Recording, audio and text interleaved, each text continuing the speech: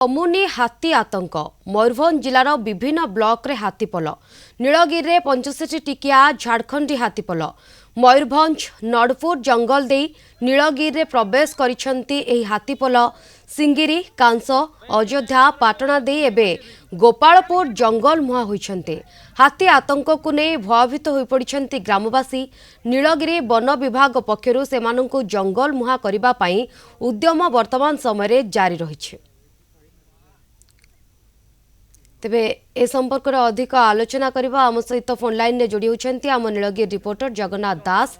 जगन्नाथ, यही हाथी आतंक लोक भयभीत वर्तमान अपडेट कौन? हाथीपल जंगलमुहा हेलेनी कि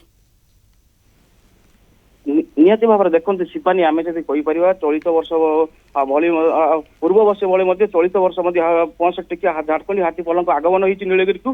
तेज आम एने जब कहीपर जो हाथीपल मैंने पूर्व विभिन्न धन जीवन नष्ट करने जो आम पूर्व जो कह जो धान पाचिबार समय कथा कह से दुखद अत्यंत दुखद घटना था कहीं से जो आसी 45 टी हाथीपल से पूरा धूम मचाई जो कहीपर जो नीलगिरी जो गोपालपुर अंचल व्यापक क्षयक्षति कर नजर रही कौटी धान बिल पशि हाथी मैंने धान फसल नष्ट करने सहित कौटी जो घर भांगा सहित विभिन्न धन जीवन नष्ट करते। तेज चलित वर्ष भाई पूर्व वर्ष भाई सामान आसुँच हाथीपल। तेज एने आम कहीपर गत काली राति सिंगिरी कांस अयोध्या पाटना और गोपालपुर जंगलमुहा होती एने जो कहीपर जो जंगल रही वन विभाग बर्तमान रेस्क्यू कर भाव में जो हाथीपल रही कमी जंगल को जंगलमुहा कर जो स्थानीय लोक मैंने सी पूरा भयभीत हो जाती एने कौटी ना कौटी ये गोटे मनर गोटे पकुआ भूत सृष्टि होती कारण पूर्व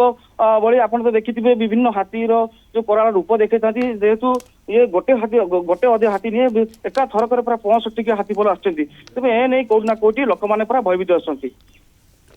निहाती लोक मैंने कौटी ना कौटी भयभीत अछंती एवं जंगल रे 65 टिकिया हाथीपल उपद्रव से जंगलमुहा करने वन विभाग पक्षर समस्त व्यवस्था करा जाउछि।